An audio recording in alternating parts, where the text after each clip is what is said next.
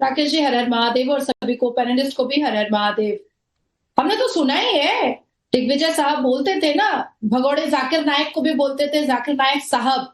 और जब उसकी इस्लामिक प्रीच होती थी और उस इस्लामिक प्रीच पर वो जिहाद की बातें किया करता था और कत्लो आम की बातें किया करता था, भगोड़ा जाकिर नायक जो अभी एड्स का मरीज हो चुका है पूरा खानदान, उसको उसको मंच पर चढ़ करके कितना ऑनर दिया जाता था। दिग्विजय साहब तो बोलते ही थे, हाफिज सईद साहब बोला जाता था। और देखिए, दुर्भाग्य है हमारा, हम तो बहुत युवा है, मिलेनियम में आते हैं, हमारा दुर्भाग्य है कि हमारे पूर्व प्रधानमंत्री या यासिन मलिक के साथ दस्तरखान शेयर किया करते थे और रेड कारपेट बिछाया जाता था।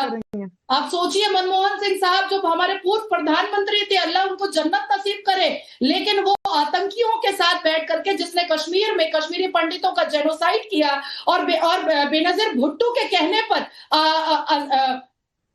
मस्जिद के लाउड स्पीकर से जो अनाउंसमेंट होता था उस पर यासिन मलिक पूरी कार्रवाई पंडितों पर करता था, कश्मीरी पंडितों पर।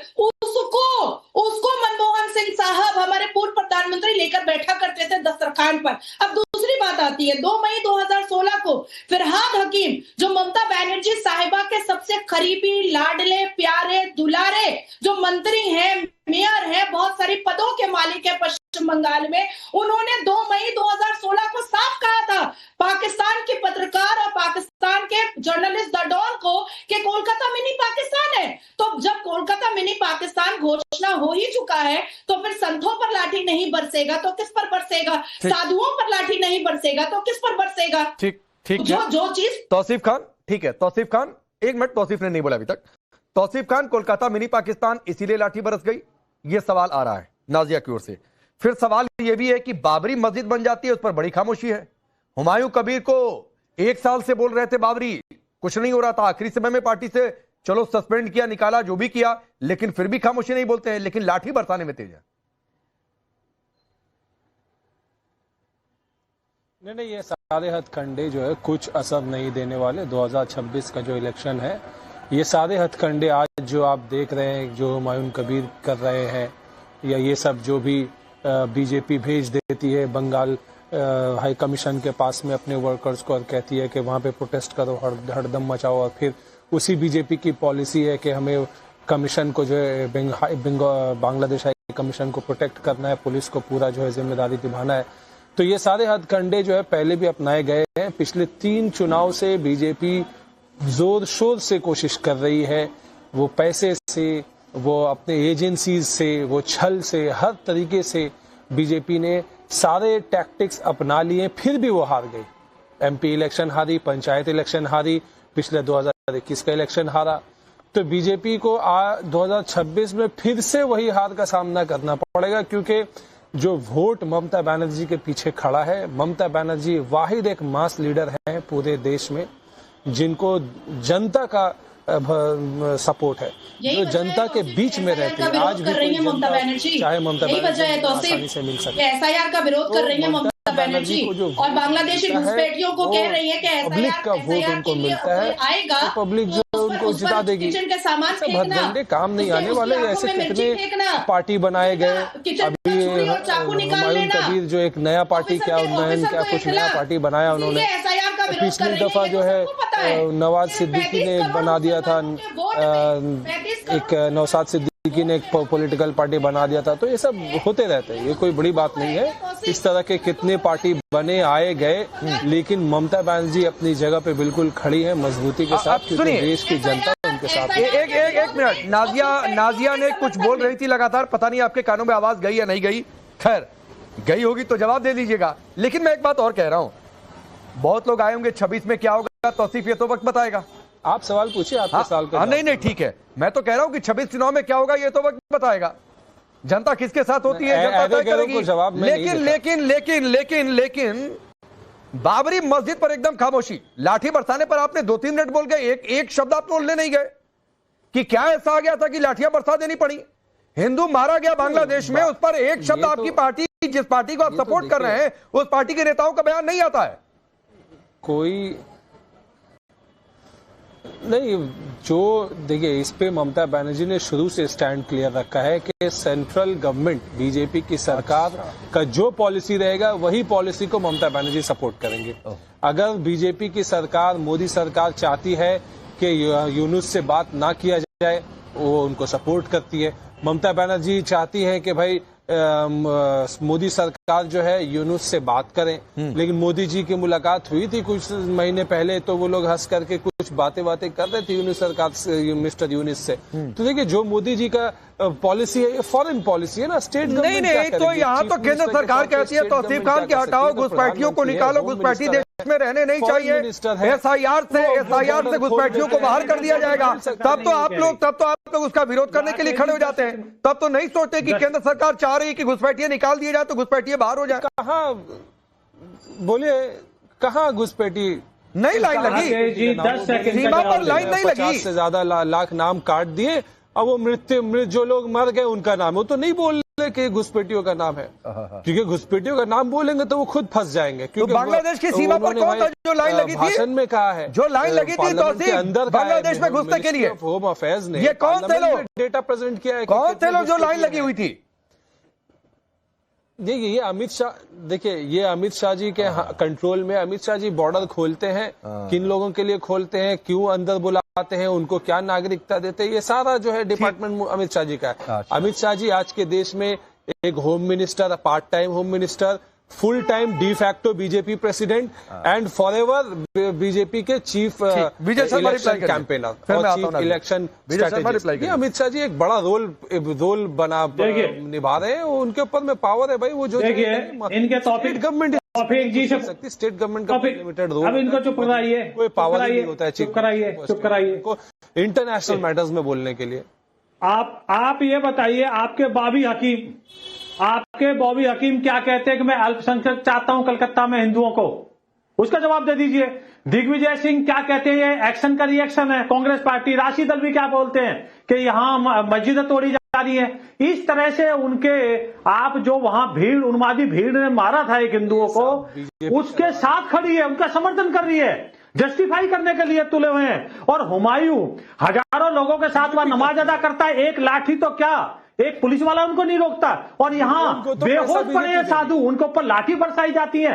कैसी निर्मम तरीके से ये ममता दीदी है, और बात बात पे सड़क पर उतरने वाली ममता दीदी अब कहाँ है, अब कहाँ छुपी बैठी है ममता दीदी, बताइए जरा मुझे।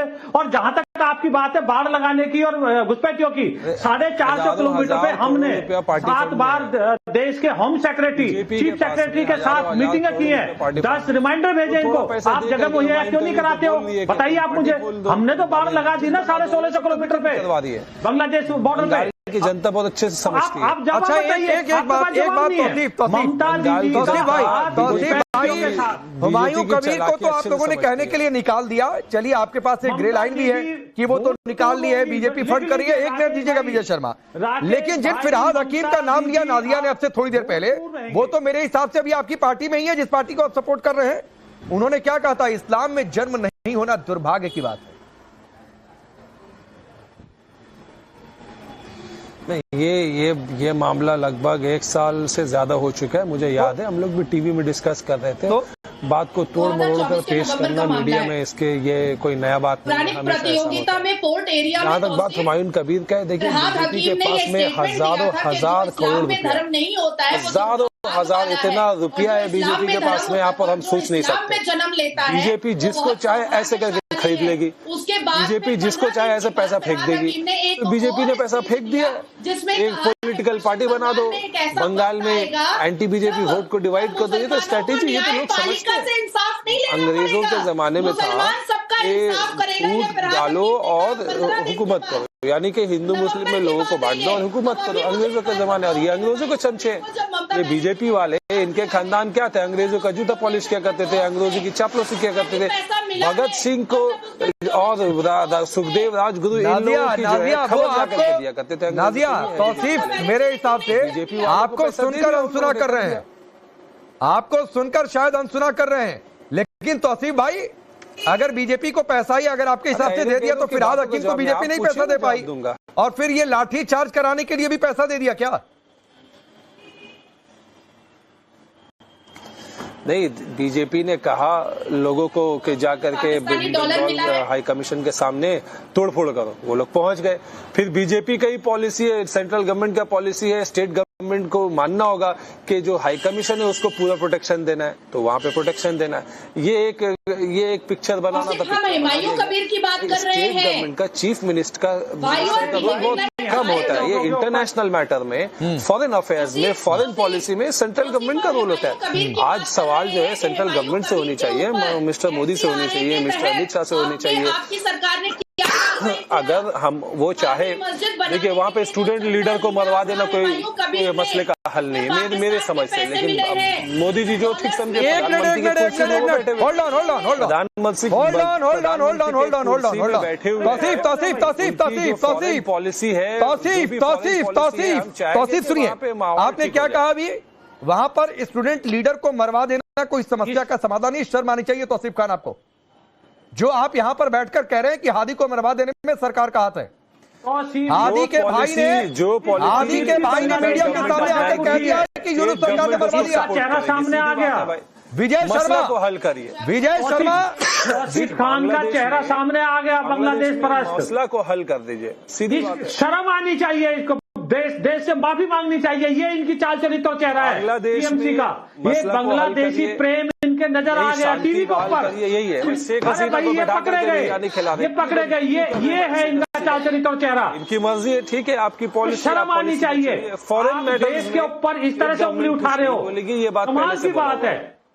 राकेश भाई, ऐसे व्यक्ति को आप बुलाते हो में स्टेट देश के खिलाफ बोलते हैं, देश विरोधी बातें करते हैं को, ये ममता बनर्जी ने पहले क्लियरली बोल दिया। आप बताइए सबूत कहाँ है? माफी मांगिए देश से। वो चाहे बांग्लादेश के खिलाफ जैसा भी रवैया अपनाए भारत सरकार, सबूत लाइए, स्टेट गवर्नमेंट सपोर्ट करेगी। अरे बांग्लादेशी भाषा बोल रहे हो, यही तो बांग्लादेश के जो वहाँ कट्टरपंथी वो भाषा बोल रहे हैं। चाहे भारत सरकार